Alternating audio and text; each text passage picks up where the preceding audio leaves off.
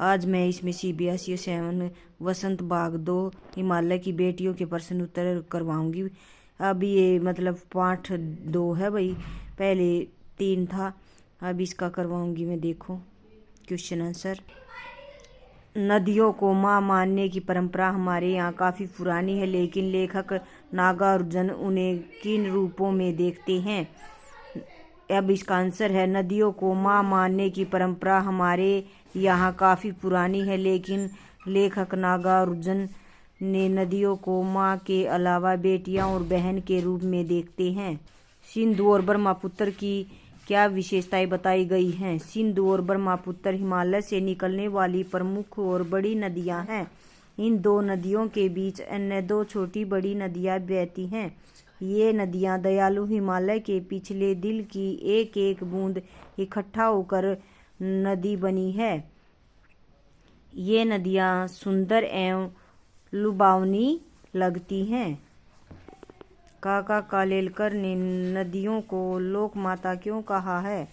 ये नदियां हमें जल प्रदान कर जीवन दान देती हैं। जल ही जीवन है। ये नदियां लोगों के लिए कल्याणी एवं माता के समान पवित्र हैं। इन्हीं नदियों के किनारे ही लोगों ने अपनी पहली बस्ती बसाई और खेती बाड़ी करना शुरू किया।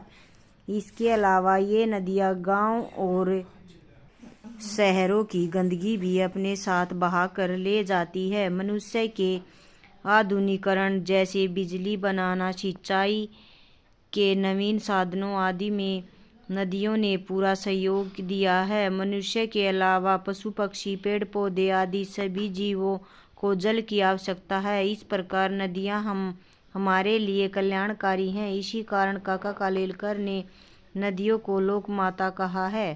क्वेश्चन नंबर 4, हिमालय की यात्रा में लेखक ने किन किन की प्रशंसा की है? हिमालय की यात्रा में लेखक ने नदियों, पर्वतों, बर्फीली पहाड़ियों, हरी भरी घाटियों तथा महासागरों की प्रशंसा की है। द्वंद्व समास के दोनों पद प्रधान होते हैं।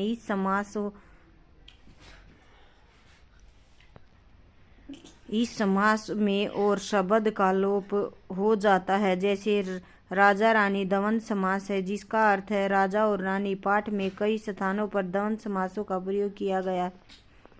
इन्हें खोजकर क्रम शब्दकोश शैली में लिखिए। उत्तर, छोटी बड़ी, भाव भंगी, माँ बाप।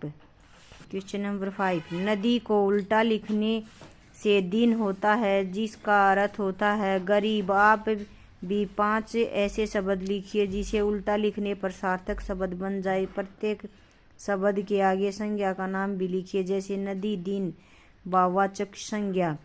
रात, तार, जाता, ताजा, भला, लाभ, नव, वन, नमी, मीन, राही, हीरा। समय के साथ भाषा बदलती है, शब्द बदलते हैं और उनके रूप बदलते हैं। जैसे बेतवा नदी के नाम दूसरा रूप वेत्रवती है। नीचे दिए गए शब्दों में ढूंढकर इन नामों के अन्य रूप लिखिए। सतलुज, रोपड़, झेलम, चिनाब, अजमेर, बनारस। उत्तर है सतलुज, सतद्रुम। रोपड़, रूपपुर, झेलम, वितस्ता, चिनाब, विपाशा, अजमेर, अजयमेरू, बनारस, वाराणसी। उनके ख्याल में शायद यह बात आ सके कि बूढ़े हिमालय की गोद में बच्चियां बनकर ये कैसे खेला करती हैं।